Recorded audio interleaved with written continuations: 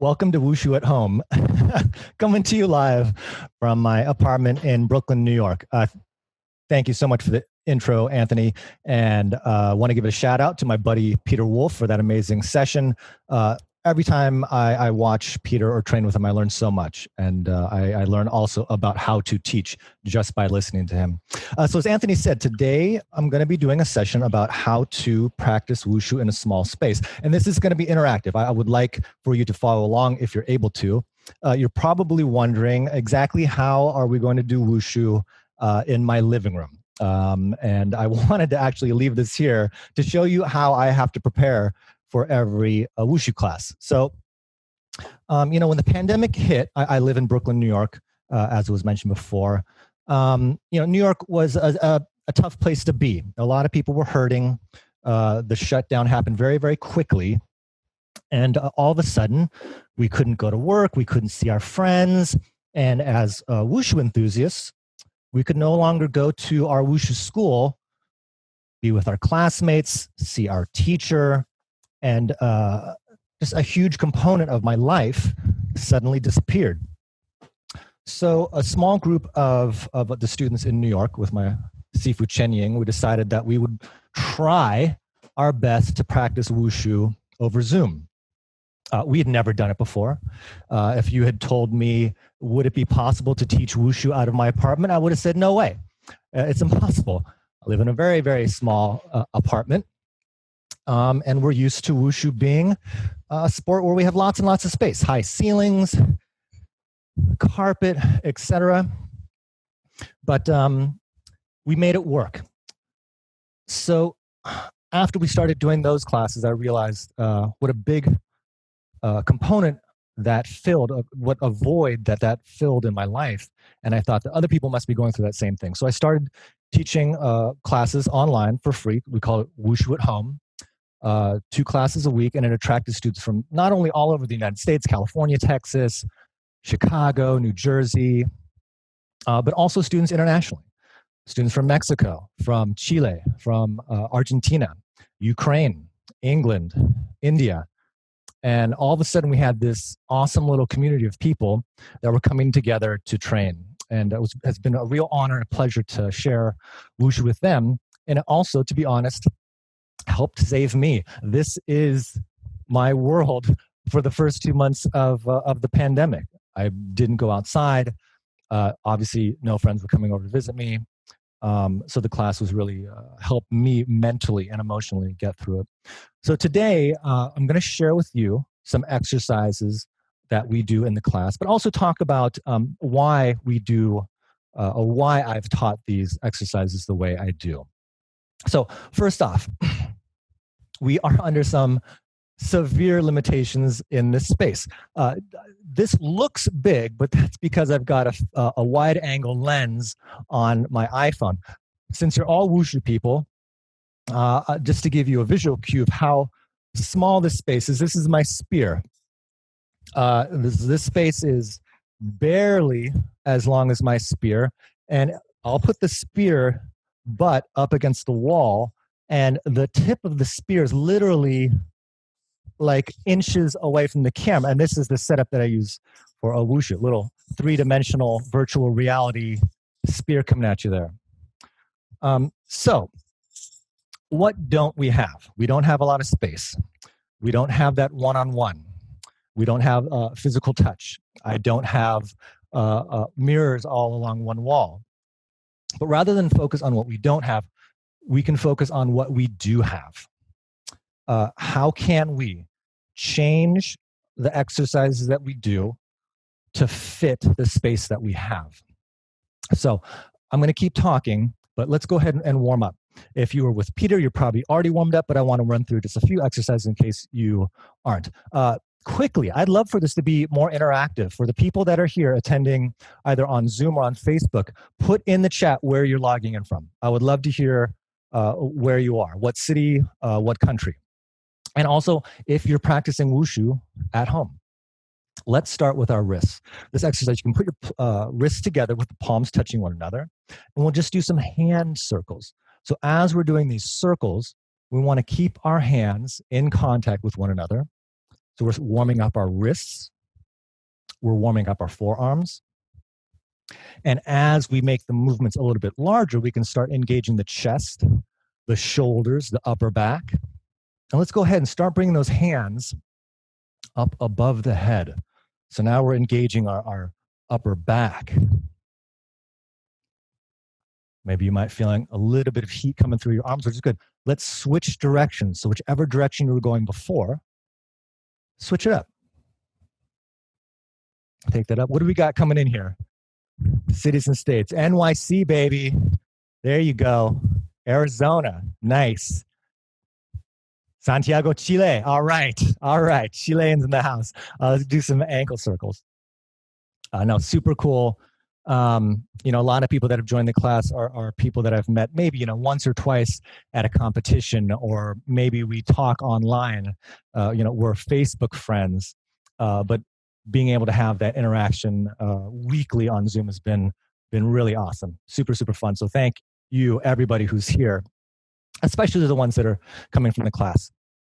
Okay, so we've done a little bit of joint rotation. I'm going to do a warm-up that's a little bit more active. You can just watch me first. I'll show you, and then we'll go together. So we're going to start in a plank. In a plank position with our feet about a hip width distance, and we're going to squat back and drop the head. So I'm engaging the arms. I'm also engaging the shoulders to hold this position. Then I'll come back to a plank, step forward, keep one hand on the ground, open the other hand, and look towards the ceiling. And while you're in this lunge, you can do some light rocking motions forward and back. You can do some light bounces. You can even kind of pulse and open and close. Hold this for maybe, you know, 4 counts or whatever motion you're going to do.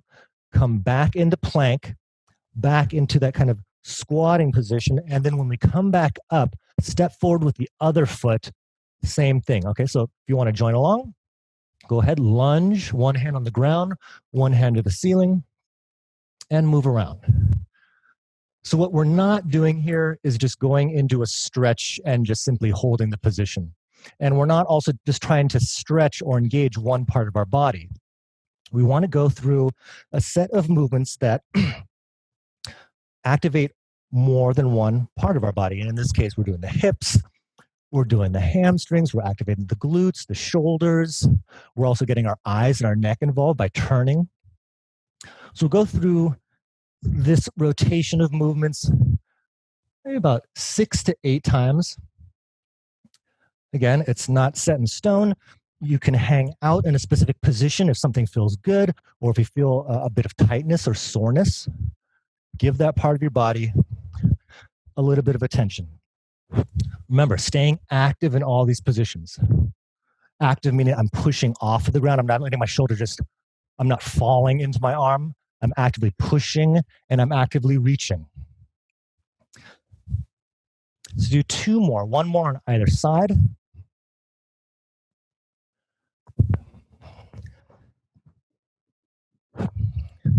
Last one here. And let's go ahead and come up. Okay, since it's wushu, we got to get ready for some kicks. Let's do some light leg swings. We're not doing stretch kicks yet. Just, we can start with some knee raises to start. So I can't fully read the chat, but if the moderator is watching or reading the comments, where's the furthest person from? Or what city did someone name that is the furthest from New York City? If you can do your geography. Some light leg swings. Light leg swings. Just getting the hip flexors moving. I think we got Casablanca City. Whoa! All right. Casablanca. I've never been to Casablanca. Excellent. Thank you for tuning in. We can do some light cross kicks. Same thing as a stretch kick, but to the opposite shoulder. And again, we're not kicking 100% yet. You don't even have to keep the kicking leg fully straight. We're just doing leg swings.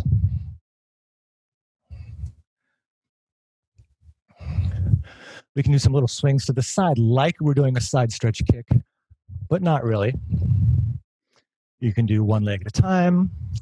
You can switch side to side. Just getting warmed up. Okay, let's switch to some upper body exercises. This is a teacup drill.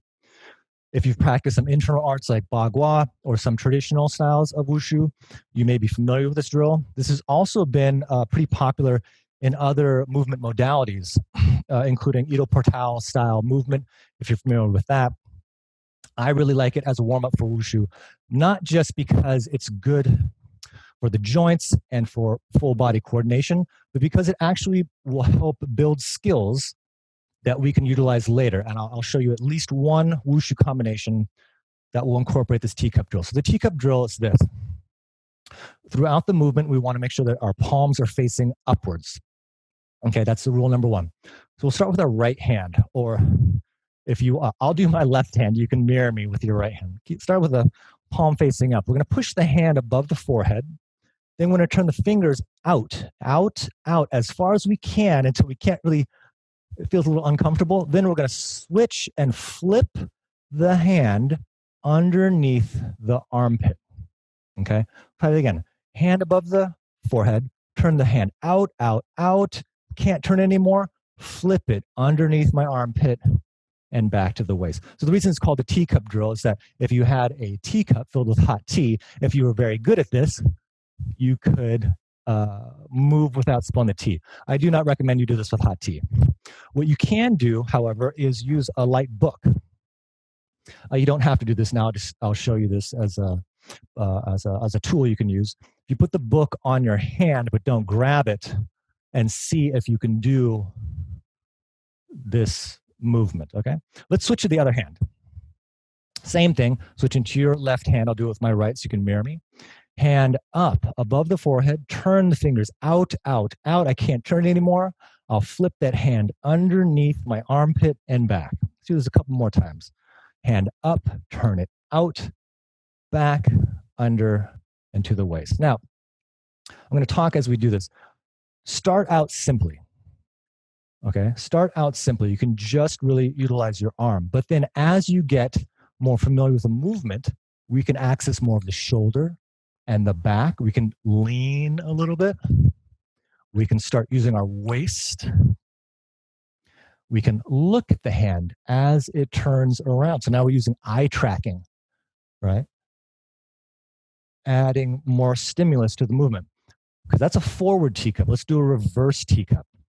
In the forward teacup, we went forward. Reverse teacup, we'll go to the back.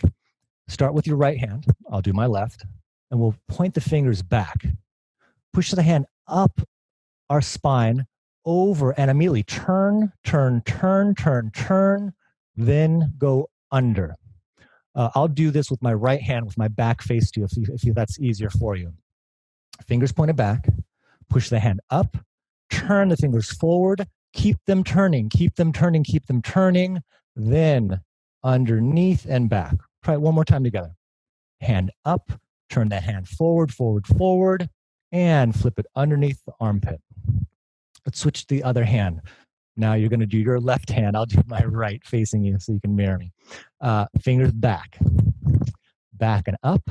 Turn the hand forward, and flip it underneath your armpit. Back, up, over, and forward. Okay, so now we've done a teacup drill on the left and right, going forward, going backward. Now let's do both hands at once. We're going to do the right hand forward, left hand back. I'm going to mirror you so you can, I keep forgetting to do this. A right hand forward, left hand back. So to prepare, we'll just do one hand at a time. Right hand forward, above the forehead, turn it out, flip it underneath the armpit and back. Then with your left hand, with the fingers pointed back, up, turn forward, underneath the armpit and back. Just one more time on each hand. Right hand up, turn it out, underneath the armpit and back. Left hand, back and up, turn the fingers forward, and back to start. Okay, let's do them both at the same time together. You ready? Right hand forward, left hand back. Go. They're going to meet at the top. Keep turning and under. Try this a few more times. Left and right hand and start. Meet at the top. Turning together. separating back to the waist. Right and left hand go. Above the forehead, back to the waist. Again, circle and back. Circle and back. Now, let's do the opposite. Left hand forward, right hand back. Start with the left hand by itself. Left hand up, out, and under. Right hand back, turn forward and under. Left hand up, out, and under. Right hand up, out, and under. Now at the same time, left and right hand. Ready? Go. They meet at the top, they turn, and they come back to the waist. Turn, back to the waist. Turn, back to the waist. If you're finding this challenging, don't worry about it. This takes some time. There's a lot of rotation going on. Your brain is trying to decipher what the right and left sides of your body are doing. It'll take some time. I'm going to show you a couple of variations on this. You can keep practicing on your own. If you want to follow me, you can. So, as I said before, you start simply. Just get through the motion. How is my right and left hand turning? Once you start feeling more comfortable, start to play with the movement. We can start shifting our weight. We can reach out, making big circles with our hands, coming back. We can start using our back and waist. We can do a matrix style, little Neo dodging Mr. Smith's bullets and coming back. Changing the tempo. We can go slow, fast, slow, big, small, right, left. Okay? So this is a teacup drill. This is for warming up. We're not going to spend too much time on it. We're just using it as a warm-up, but also to wake up your brain. I think one of the hardest things about training Wushu at home, especially if you're not following along with the class, one is motivation, right? You've got to start practicing. And two is engagement. How do you keep your mind and your focus on what you're doing at the task at hand? You know, if we're just, I'm just going to do punches. I got to do 100 punches because my Sifu said I have to do 100 punches. Your brain is just like checking out after maybe the 20th punch, right? You're thinking about, you want to check your Instagram to see who's liking your post. You're thinking about what you're going to eat for dinner. But if we're doing exercises like this teacup drill, where your brain is basically forced to focus at the task at hand, your practice is going to be more engaging, more challenging, and more enjoyable, and also more beneficial. Okay, that was the teacup drill. Let's do an upper body Wushu drill that's based on very, very simple movements, but we're going to sequence them in a way that creates, again, another level of complexity that keeps you focused on the task at hand. This is going to be a punch and a palm. And if you've done Wubu Chuan, if you're all Wushu people in here, I suppose, you all know Wubu Chuan. If Brandon can actually pronounce it, you know it. Boom, snap kick, palm and punch. So we're going to take this palm and punch, separate it out on its own. We'll practice it on the right side, left side, then we'll go alternating, and then we'll make a little bit of a combination, okay? So I will be punching with my left hand so you can mirror me. Chamber your right hand as we're going to do a punch, and we're just going to be punching with our right hand, okay? The left hand will be out with the palm up. So the left hand will just be pulling back, then it will scoop. I think we lost our video stream. There we go. And we're back. Adding some drama into our class. Where was I? Sorry about that. Hand, no worries, man. No worries, man. Right hand is chambered. Left hand is out in the palm. And we will punch and pull that palm back. Then the right hand will chamber. The other hand will sweep up. And we're ready for the next one. Punch and pull back the palm. Chamber and ready. Punch and palm.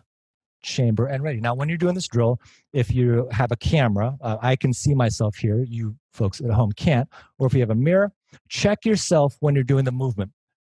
If you can see your shoulder here, you're not really extending enough. You really want to pull that shoulder back, turning the waist, opening the chest so that this hand is behind your head. Okay, let's switch it to the other side. Left hand chambered as a fist, right hand is a palm, okay? Punch and pull the palm back. Chamber and ready. Punch and palm. Chamber and ready. Punch and palm. Okay, pretty simple, right?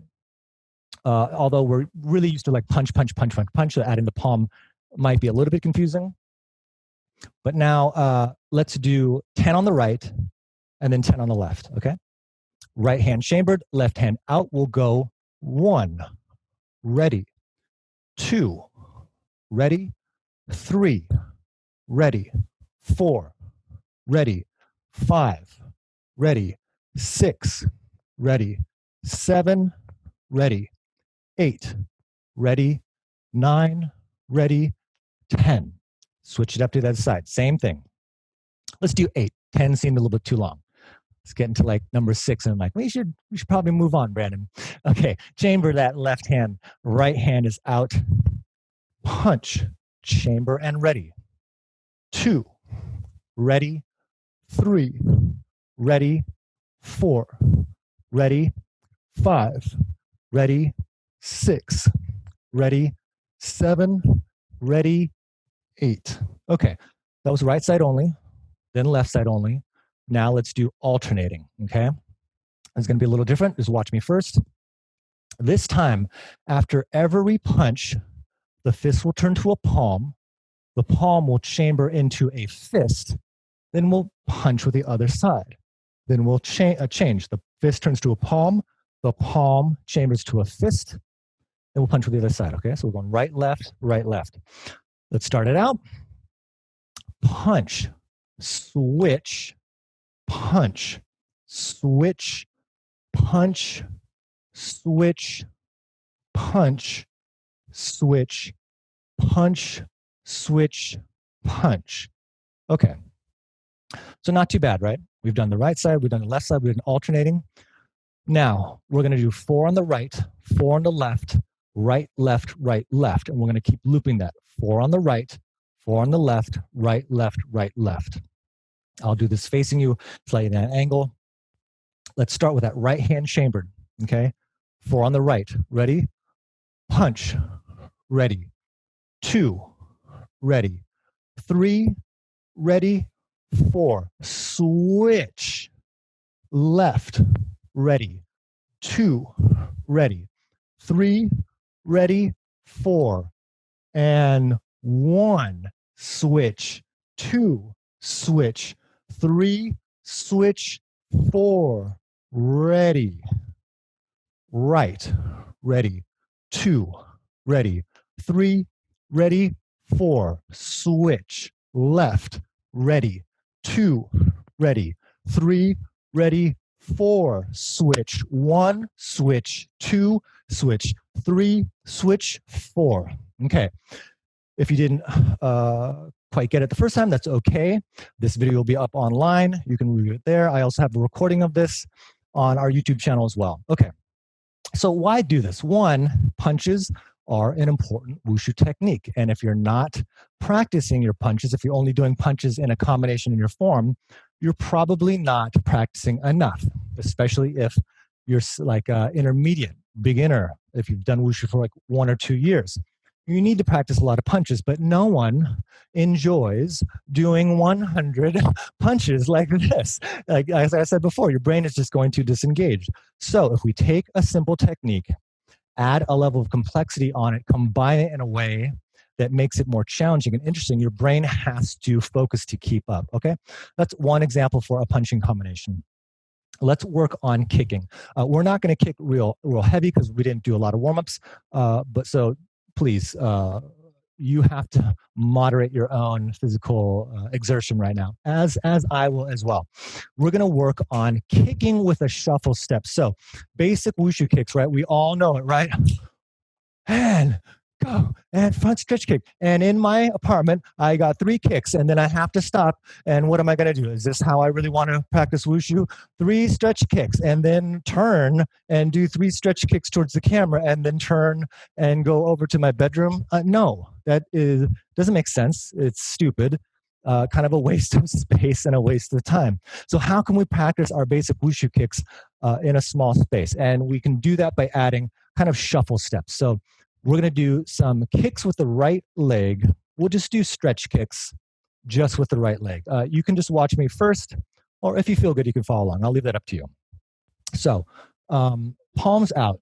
We're going to step left, kick right. Step left, kick right. When that leg comes down, we will step back with the kicking leg, back with the other leg, then step with the left and kick again. So now we've got this little rocking motion that allows us to basically be doing the exact same movement for our front stretch kicks that we would in a marching situation.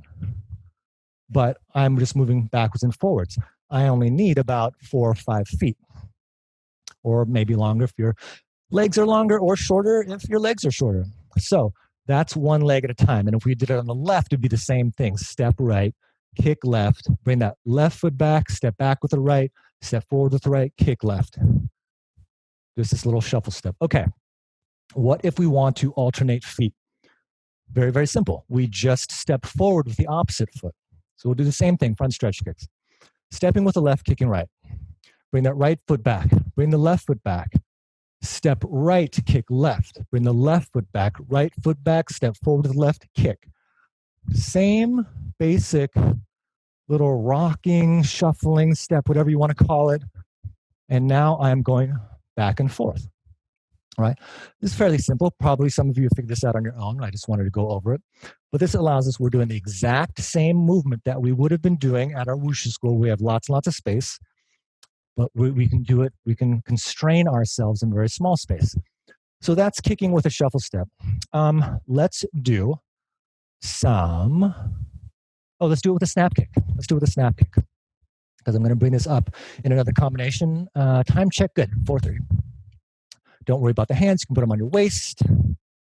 Step left, snap kick, step back, step forward, snap kick. So I'm just doing right foot, tan tui, over and over, okay? You can try this along with me. Step left, kick right. Bring the right foot back, left foot back, step left, kick right. I'm going to do this with my back facing. That might make it a little bit easier. And let's switch it up. Let's kick with the left. I'll do it this way. So now we're going to step right, kick left. Step right, kick left. Bring that left foot back, right foot back. Step right, kick left, step back right, step forward right, snap. So now we've got our own little rhythm here. Still doing wushu kicks, correct technique. Even the same setup of stepping forward before we kick, but again, making our space work for us. Now, how do we do that? Switching sides, same thing that we did with the stretch kicks. Step, kick, step back, then step forward with the opposite leg. Kick, back, step, kick, back, step, kick, back, step, kick, back, okay? That's a shuffle step, both front stretch kick, snap kick, right side only, left side only, right, left. And you can do that for almost any wushu kick, okay? Let's do, front slap, wheeling arm. Okay, so front slap kick, we all know it, right? And then we go stepping, and then I do a front slap kick, and now I'm at my window. I have no place to go. Like, I don't know. Okay, so now I'm going to, ready? And I'm going to do a front slap kick, and now I'm in my kitchen over here. And I just can't do it in my tiny Brooklyn apartment. So how can we practice slap kicks in a small space? Okay, one, forget about that big windup. Big windup, boom, no more, not practicing anymore. Let's do continuous front slap kicks, right and left side, going back and forth. And I know you're saying, front slap kick with the left side. What are you talking about, Brandon? We don't do front slap kick on the left side. And here's where I think we can take advantage of our situation, okay? The pandemic, among other things, has kind of forced us to practice wushu differently because we have different constraints, but it also can allow us to question why we practice things the way we did before. And the biggest thing that I've come to question is, why the heck do we do things just on the right side? right? Wushu is super right side centric. We always practice our right. We never practice our left, or rarely practice our left. Left side's like an afterthought. And all the left-handers are in here like, yeah, tell him, Brandon. We want more wushu on the left side. Anyhow, let's do a front slap kick, right and left side. We're going to be slapping with opposite hand, opposite foot. And you've probably done this drill. If you're advanced, maybe not for a long time, because this is kind of a basic thing where we kick, kick, kick. We're going to do that same drill rocking back and forth. You can just watch me first. I'm going to start kicking with my right, slapping with my left. I'll kick. Now bring that foot back. I'm going to do a wheeling arm pivot. And now I'm wound up for the other slap kick. Wheeling arm pivot, slap kick, wheeling arm pivot, slap kick. Let's try this together. Real nice and slow. Slap kick with the right, slapping with the opposite hand, okay? Kick right, put the foot down, wheeling arm and pivot, and we're ready for the left side. Kick left, slap right, put the foot down, wheeling arm and pivot, kick right, wheeling arm and pivot, kick left. And we can continue doing this, both sides, until we've got our quota of front slap kicks. Keeping those legs strong, healthy, keeping those hamstrings flexible. Once you've got that basic movement of going kick right, wheeling arm, kick left, if you have more space, you can add a skip. You can move. You can also do a rock back step. So this is more of a finesse footwork drill. I really like it. We do it a lot in class. A lot of Changshan, we're just like taught to be like harder, harder, faster, faster. And what we miss in our training is how to control our speed. Slow is a speed, right? I'm totally stealing that from somebody else. We think wushu is about speed. We have to go fast, fast, fast. Slow is a speed. We need to work on it. So I'm going to show you this first. Kick right, wheeling arm, and instead of keeping my feet where they are, I'm going to rock back. Then we kick, wheeling arm, rock back. Kick, wheeling arm, rock back. Kick, wheeling arm, rock back. Kick, wheeling arm, rock back. Kick. Let's try this together, okay? Kick right, place that foot down behind us, wheeling arm, but when we turn around, bring that foot back. Step, kick, wheeling arm, rock back. Kick, wheeling arm, rock back. Kick, wheeling arm, rock back, okay? Again, we won't spend too much time on any of these exercises because these will be recorded and you can check them out later. So, taking a simple, basic wushu technique that we've all done thousands of times, let's just change the programming a bit. One, so that it'll fit our space, but two, by changing the combination, changing the linking move between the techniques, we can build an additional skill. In this case, footwork, timing, tempo, how to open and relax, go fast, open and relax. Skills in wushu that are really, really important if you want to reach those advanced levels, but also skills for which, honestly, wushu training doesn't have a lot of exercises that specifically focus on it. We train all these basics, we learn the forms, and somehow we think, oh, well, the good wushu people will just figure it out. I think that's a terrible way to teach. I think it's unfair, and it leaves a lot of wushu athletes confused and wondering, why can't I reach that high level? Well, it's because you don't have exercises that teach you those steps, okay? If you got some water, take a little water break. We're going to move into some full body. So we did upper body, punches. We did some lower body. Now we're going to do some full body stuff. If there are any questions while I'm teaching, go ahead and put that in the chat. If the moderator feels like it's important to ask that question at that moment, go ahead and do it. If not, we'll answer at the end, okay? While we're doing this, I would like to know, put it in the chat, what's the biggest challenge you've faced in training wushu on your own? Is it the lack of the coach? Is it the motivation? Are you lacking space? If you're lacking space, no complaints here, guys. Okay, I'm the wrong person to come crying to. I don't have enough space. Oh, really? I don't have a lot of space either. But put it in the chat. I want to hear what the biggest challenges are that are facing people. Okay, we're gonna go back to the snap kick. We're gonna do a snap kick and a heel kick. Tan tui, dung tui. Again, very basic wushu techniques. We're just gonna sequence in a way that make it a little more challenging. Start by just doing a snap kick right, heel kick left with the rocking step in between, okay?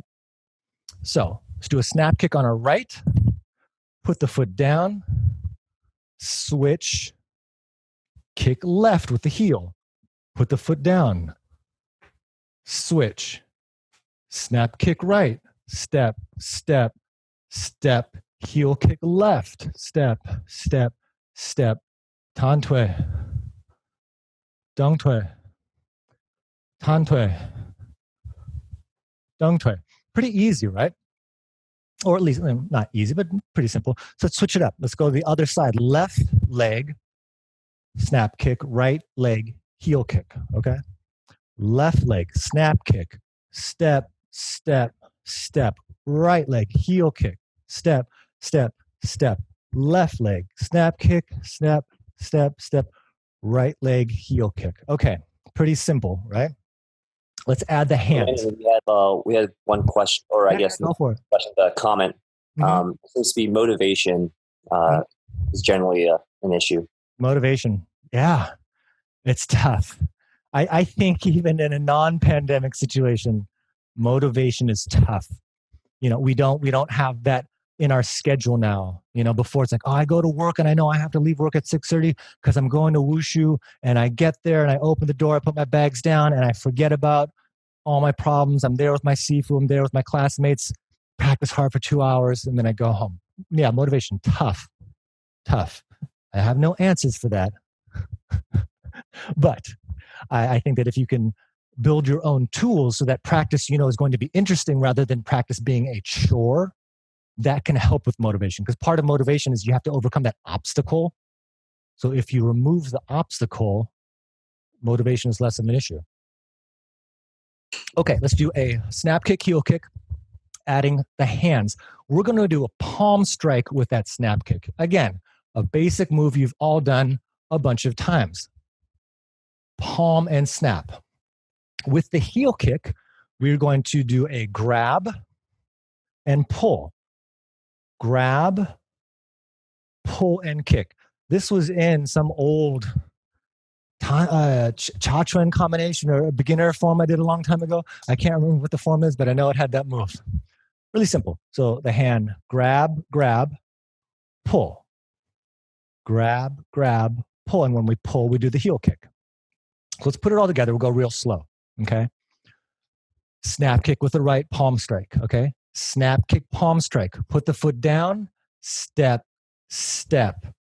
Grab, grab, heel kick and pull. Heel kick and pull. Put that foot down. Step, step. Block down, like we're doing the first international compulsory changquan. Block down. Pretend you're Yuan Wenxing. Palm strike, snap kick. Holding it, just like Yuan Wenxing, right? Boom. Foot down. Step, step. Grab, grab. Pull and heel kick. Pull and heel kick. Step, step. Block down. Palm snap. Step, step, step. Grab, grab. Pull and heel. Step, step, step. Block down. Palm snap. Okay? Let's do this a few times, and I want you to find the rhythm. Okay? The individual techniques you already know how to do. You know how to do a snap kick. You know how to do a heel kick. You know how to do a palm strike. You may or may not have practiced this much, but it's not a very complicated move. Find the rhythm. Okay? Find the rhythm. Let's try it together. Snap kick, step, step, grab, grab. Heel kick, step, step, block down. Snap kick, step, step, grab. Heel kick, step, step, block down. Kick, kick, kick, kick. Okay? You don't have to do these motions fast. The goal isn't try to get through everything quickly. The goal is clean individual techniques and also finding that transition. How does my left side and right side work together while I'm doing these steps with nimble footwork with the technique? Let's switch it up to the other side. Snap kick on the left, heel kick on the right. Hands switch as well, okay? Snap kick left. Put the foot down. Step, step, step, grab, grab, heel kick and pull. Foot down, step, step, step, block down. Palm snap, step, step, step, grab, pull and heel, step, step, step, block. Snap, heel, snap, heel, snap, heel, snap, heel, okay? Now, once you get kind of the idea of the combination together, you can start really playing with the footwork. So before, I was just doing step, step, step, but now you can do a hop. You can use snap, hop, hop, snap, heel, snap, heel, snap, heel. Switch it up. Snap, heel, snap, heel, okay? So we can do this combination in a very small space, working on basic wushu techniques that you already know, adding in some nimble footwork, which again is good at building that skill if we want to raise our wushu level or keep our wushu level high. And we can go left and right side. We don't, it's like if you only do the compulsory long fist, you're only doing that move on the left side or the right side. Sorry, I'm getting my sides mixed up. So then I can only do that move on one side? No, you can. It's wushu. What are you going to do? Like I know wushu taolu people, we don't fight, but it comes from martial arts. Would you be like, I'm only going to punch him with one leg. I can only do a snap kick on one leg and palm. Oh, I have to switch. He moved. Oh no, I can't fight him. No, come on, man. Forget this whole right side centric thing in wushu. We got to get over that. Post-pandemic. No more right side centric wushu. All right, what are we up to? Let's do a full body move. Oh, rotation. We're at 4:45. We're okay here.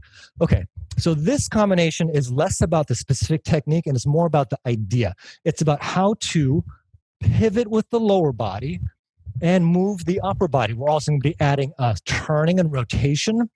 And if we can get to it, I want to show you some teacup exercises. So I'm going to do this with my back face to you. I think you can just follow along. We're going to go with a right hand strike. And when I say strike, it could be a palm, it could be a fist, it could be a spear. Don't worry so much about what the hand technique is doing. Worry about how the arm and the leg are moving together. We're going to strike left and pivot. Then we're going to do the opposite, strike and pivot. Then we're going to step and turn. Open, step and turn, close, step and turn, open, strike and pivot to the other side. Now we're going to do the same combination, other direction. Pivot and strike, open, step and turn, close, step and turn, open, strike and pivot to the right side. Again, turn and strike, open, step and close, step and open, pivot and strike. Again, other side, pivot and strike, open, turn and close, turn and open, pivot and strike. Okay, I'm going to talk about this a little bit. You can keep practicing this if you want. Again, as I was saying, this could be anything. This can be punches, this can be palms, this can be a spear. If you're a non-shin person, this can be tiger, right? We can change the hand technique. The last one can be an elbow. It doesn't have to be a strike. It could be an elbow strike. We can also talk about weapons. I do want to talk about weapons briefly. I'll try to get enough time. Okay, so here's some variations on this. Left, right. We can skip. Pivot, skip. Pivot. If you have more room, you can skip more. If you don't have a lot of space, try a turn. Pivot, turn, pivot, turn, pivot, okay?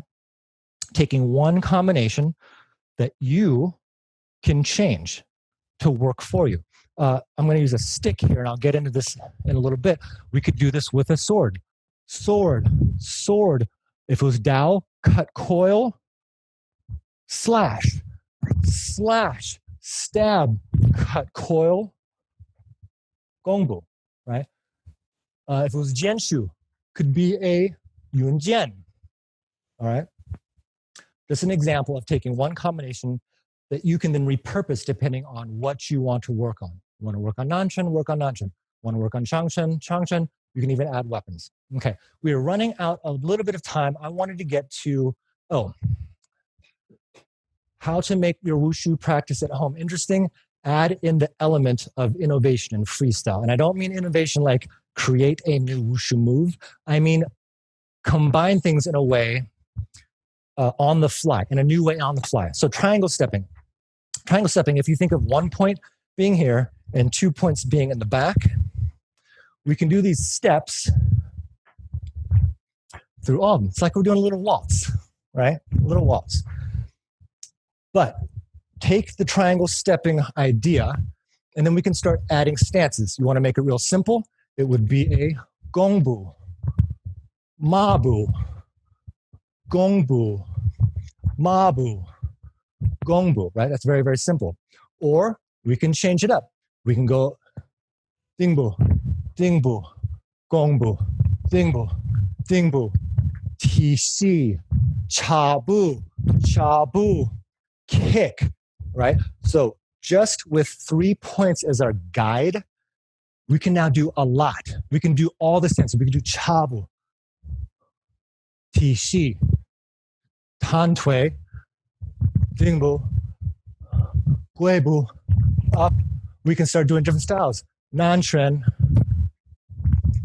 Changshen. We can even add weapons. A real fun way to do weapons is doing freestyle. Weapons are a tough thing because it needs so much basics to get good at it. But if we only do forms, if you're only doing forms, that means you might do a technique only twice a practice, 3 times a practice, however many times you do that form. That's just not a good way to learn weapons. So if we take this triangle stepping, if we're doing jian, liao, cut, cut back, pi, cut, gua, dian, back, yun, si, right? We can do all sorts of cool stuff just with this triangle stepping. You can do this with Daoshu. You can do it with Gunshu. My Changshu is too big. I can't do it in here. While we're talking about this, so that was innovation, freestyle movements to keep your brain engaged in what you're doing, right? If you've been doing wushu for maybe a year, maybe you have just a couple stances and a handful of techniques. If you've been doing wushu for several years, in here, you have a toolkit of dozens, if not hundreds, of wushu techniques. And if you're only practicing them as discrete skills or only practicing this form and this form, you're not accessing those things. And I think one of the ways we can get better as wushu athletes is allow yourself the freedom to explore and create. Try new things. If you make a mistake, who cares? You're doing wushu at home, ain't nobody watching. If I mess up, if I drop my weapon, if I do some move that looks bad, I just keep going. There's no judgment. I don't have to worry about it. Right? I can do Dao, Jian, whatever. While we're talking about this, let's talk about weapons. Okay. As I was saying, my apartment is hella small. Look, that's the ceiling, guys. That's the wall. If I stab over here, I'm gonna break my lamp. I can't practice Jian in here, and I sure as heck can't practice Qiang. Maybe I can do La Na Za. I might break my computer, and that's about it. Like I can't do anything here. So what do? Change up your tools. So I have these sticks. They look like holly sticks. This is a broomstick that I bought from the little drugstore down on the corner. And I added some tape with a little bit of a ridge here so it doesn't slip out of my hands. And since the wood was a little too light, I just got these metal washers and I taped a couple on the ends until it felt like it was the right weight. So now I have something that I can do the jian movements with that isn't going to stab a hole in my wall. I did take a little chunk out of this wall, unfortunately. So change the training tool. You don't have to use your jian. Because I bought this as one stick and cut it in two, now I can practice double weapons in my living room, right? Is it the same? No, it's not the same. Is it good enough? Yes, it is good enough. In fact, it's better than good enough, right? We can do broadsword flowers in here. We can do the double yun jian, okay? So if you want to practice your short weapons, make a new tool. A tool that fits your space, okay? And then you can work on exercises that also allow you to stay in your space. What about long weapons? Okay, you can't do staff in here. I can't do spear. This I got at Home Depot. This is a dowel. I think it's a standard length dowel. It's Brandon, just a reminder, you got 7 minutes. You got it. I'm going to finish this up real quick. Okay. And I also added some metal washers to the edges to give it a little more weight. So now I've got a training tool that I can do my wushu basics with. I can do uppercuts, right? I can do flowers. I can do hits without hitting the wall, without breaking my lamp. Again, is it perfect? No. But it's a tool that allows me to keep my skills sharp and keeps me practicing. So last session, there was a great one by Narcis Lateki about biengan, short whip staff. Short whip staff is a really cool weapon. This is about as long as it is, and it incorporates moves that are like the spear, that are like staff, like double straight sword. So if I can't practice spear, I can't practice my double-handed straight sword, but I can get a stick and do movements that kind of build the same skills that those weapons do, this becomes a really good tool for my wushu. And it doesn't have to be the spear. It doesn't have to be the sword. We can just use sticks. I bought this for $5. Okay, we are coming down to the end of it. I want to see if there's any questions from the folks that are watching. I think there's any takeaways, right? You can come back to this video and practice the drills. But really the main thing is we can change the way that we do wushu. We can even change our goals. Before, maybe it was like, I want to do a 540. I want to do this taolu that I saw on YouTube. Okay, I can't do that right now. So what can I do? I can work on footwork. I can work on coordination. I can work on innovating, just having fun with my wushu. Now my goal has changed, and it's a goal that fits my space. It's a goal that I can work towards despite the limitations that I have. And with all the other combinations, again, it's not specific to the technique. It's about the method. How do you do moves that challenge yourself, that keep you engaged with the task at hand, and that also build wushu skills? Any questions that are popping up that people want to ask? Any comments?